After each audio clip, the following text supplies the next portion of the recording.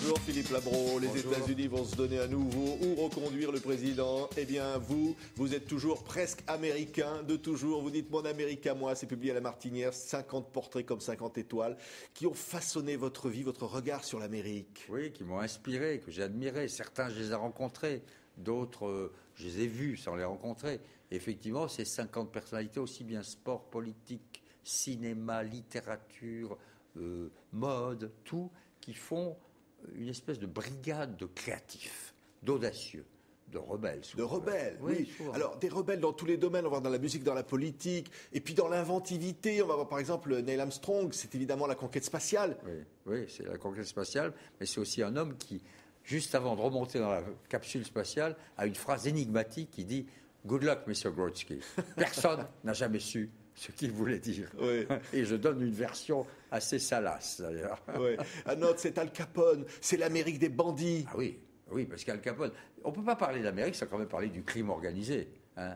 C'est pas seulement bucolique et charmant l'Amérique. Hein. Il y a des gens qui ont gagné leur vie en assassinant les autres. Et Capone est au fond le pionnier des mafias, le pionnier du crime organisé. C'est pour ça que j'ai pris... En fait, c'est un industriel, c'est un manager du crime. Ouais. Un autre qui est toujours là, c'est Bob Dylan. C'est l'homme qui dit à l'Amérique, on peut inventer les fleurs, le flower power, on peut changer le monde avec de la musique et une guitare. The times are changing.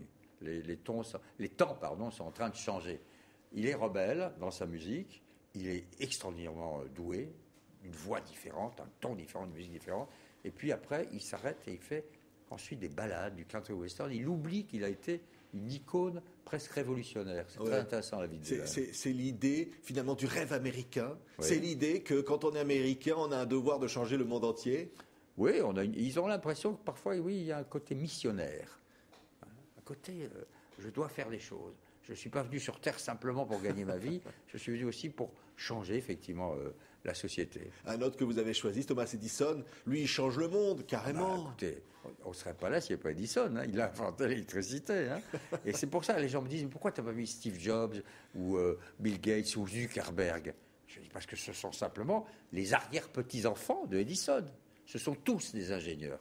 L'ingénierie américaine, ce sont des gens qui ont inventé les produits quotidiens qui ont changé notre vie quotidienne. Et ça continue encore. Alors évidemment, puis il y en a qui picolent, il y en a qui aiment le monde, il y en a qui le découvrent. C'est Hemingway. C'est le rêve finalement d'un monde tel qu'on peut le regarder quand on est Hemingway. C'est un grand journaliste qui devient un grand écrivain.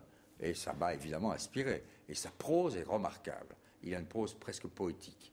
Et en plus, il a une vie inouïe. Hein. Il est à la guerre d'Espagne, le débarquement 6 juin 1944 sur les plages de Normandie, il est partout.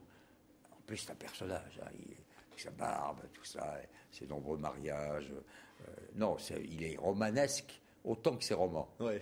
Une Amérique noire, une Amérique de rebelles, vous le disiez, celle qui chante les étranges fruits qui pendent aux arbres, ces hommes noirs que l'on pend quand on est le Ku Klux Klan, c'est Billie Holiday. Oui, Billie Holiday, formidable. Je la compare à Piaf, c'est la Piaf noire américaine.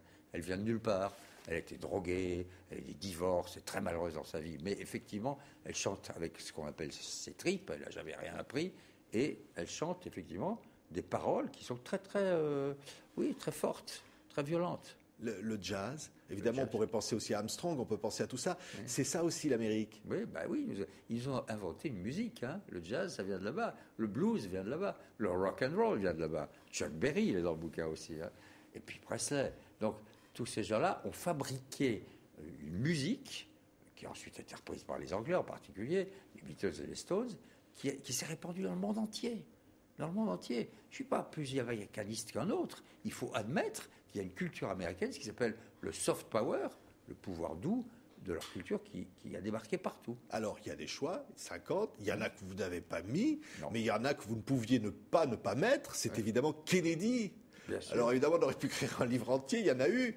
Mais là, vous avez choisi quelques photos. Mais vous, Kennedy, vous l'avez croisé dans votre jeune carrière à Dallas. Oui, à Dallas, je l'ai pas vu. Hein. Je suis arrivé le lendemain matin, il avait été flingué. Mais j'avais la chance d'être sur le territoire américain, donc j'ai pu être là dès le lendemain matin. Et sa mort fait de lui un héros mythique.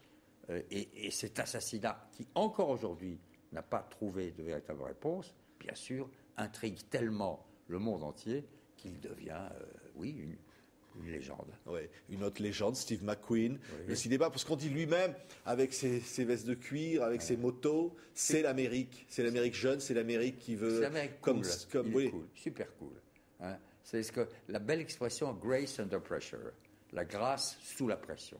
Même sous la pression d'un combat, d'un match, d'une guerre, de ce qu'on veut, il interprète, hein. Il n'est jamais qu'un comédien, il demeure à l'aise, souple, détendu. Allez, encore un autre visage de l'Amérique avec vous. Évidemment, on aurait pu montrer Martin Luther King qui est dans le livre, mais on a choisi Rosa Parks. Oui, parce que c'est cette femme-là qui... Moi, j'ai une admiration énorme pour cette femme. Petite femme de ménage qui décide un jour dans l'autobus de ne pas se lever puisque normalement, quand il y a toutes les places sont prises, un blanc arrive, les noirs sont obligés de se lever. Et ils se lèvent. Elle dit « je ne me lève pas ».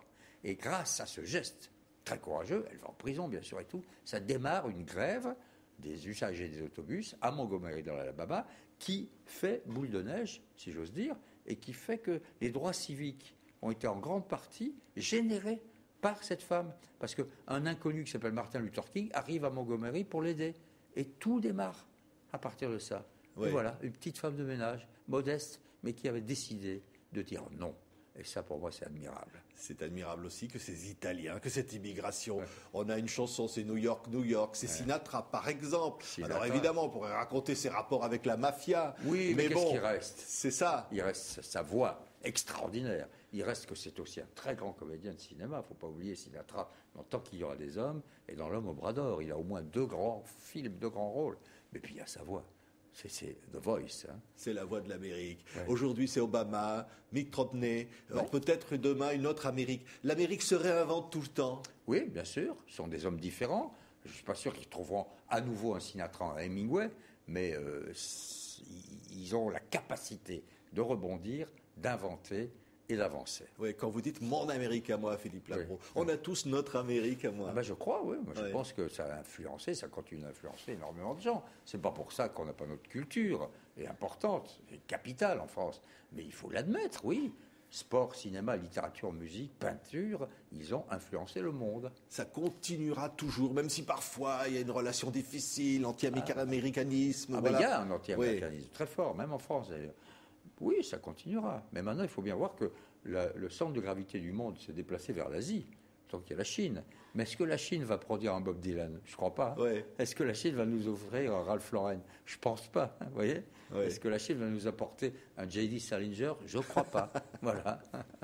Merci Philippe Labro de nous faire rêver avec cette Amérique et ses 50 portraits de légende. Voilà, c'est donc publié aux éditions de la Martinez. C'est un très beau livre pour revivre ensemble le rêve américain, votre Amérique à vous. Merci Philippe Labro. Merci.